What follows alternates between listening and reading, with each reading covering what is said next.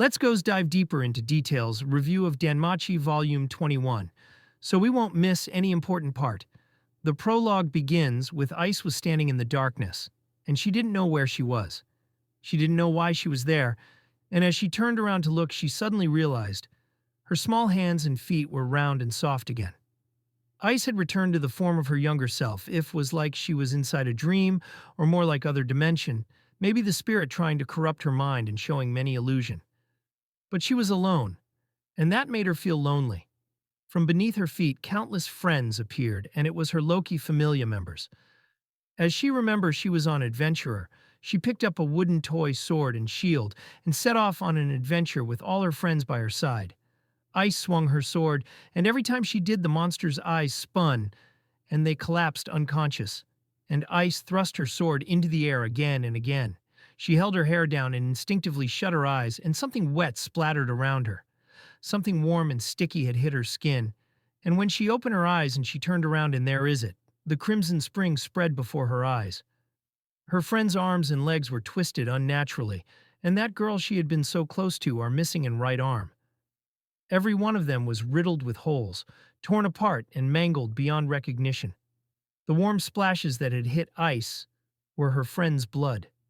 Ice froze, and her entire body turned cold, numb, her fingers and toes like blocks of ice. Something was howling and whistling right beside her ear. She finally realized that the blade she held was stained red, and her friend's blood clung thickly to it, as if whispering, "This is your doing." That same cold wind howled louder, spinning in a vortex around the blade. It was laughing. In an instant, it blew away everything except Ice. All of her fallen friends were lifted high into the air and burst apart. A rain of blood and flesh splattering over Ice, and her entire body was drenched in crimson, and her pupils shrank unnaturally, as though something inside her had snapped.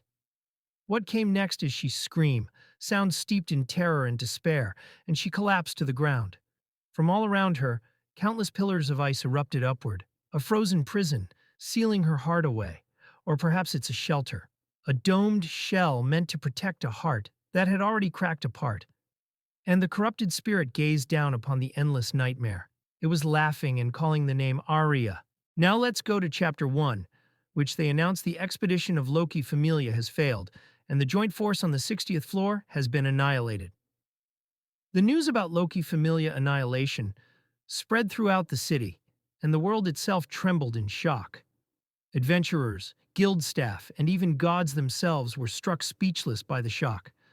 Raoul shouted while clutching his injured arm that they need help because their comrades and captains are still down there in the deep floors. Bell was shocked the most, and forgetting how to breathe as he stared at the scene before him.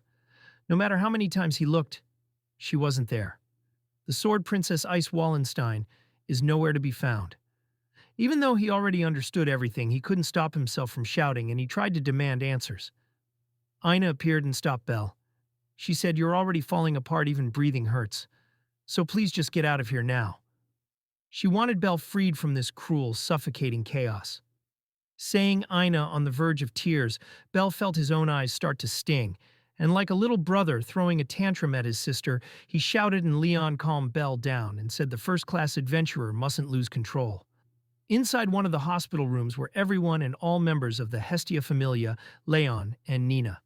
Upon understanding the whole situation, Loki herself appeared in the room. Loki informed all the details, including information that she only knows as Goddess of Loki Familia.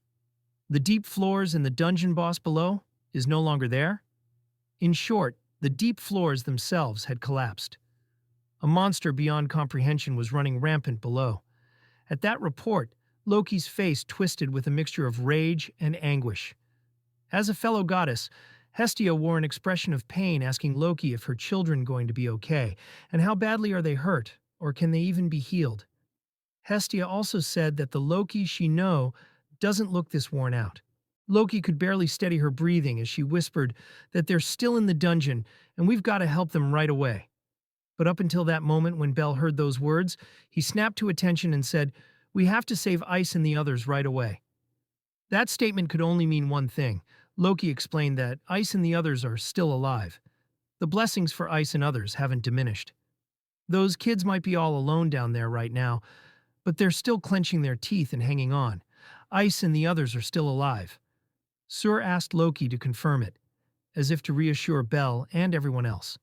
The gods of each familia can sense the number of their children still living through the divine blood that grants their Falna. This is where Loki said that she came here to bow her head and ask you all for help. Sur teased Loki and said you were fretting so much over how to ask for help after all that bragging you've done. And Loki shouted once, then scratched her head roughly in defeat. They will commence the rescue operation, and Hedon will be the one taking command. Among those quietly watching the exchange, Hestia and Ryu both turned their eyes with concern toward one particular figure. It was Sur, her gaze cast downward as though mourning a beloved child. There weren't many captains among those who went with them, she said softly, but 3 souls have already returned to the heavens. And that all of the first-class adventurers were left behind on the 60th floor are Finn, Riveria, Gareth, Amazon's sister, Bate, Anna Kitty, and Ice Wallenstein.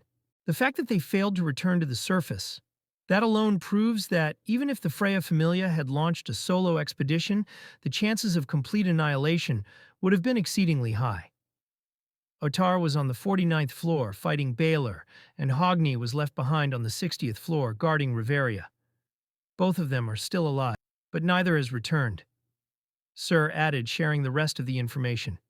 Even with the combined might of those monsters of adventurers, they were still utterly destroyed. That information struck Lily and the others with immeasurable shock. Leon wondered how did Sur know so much? To grasp the details of a battle that took place in the deep levels of the dungeon, she should need something like the divine mirror to even see that far. The members of the Hestia Familia had already made up their minds to fight. Haruhime clasped her hands tightly against her chest, trembling with emotion. Hedon, having finished calculating the operation's logistics, lifted his gaze from the notes and declared the strategy. He said that, "We will deploy Aurario's entire army.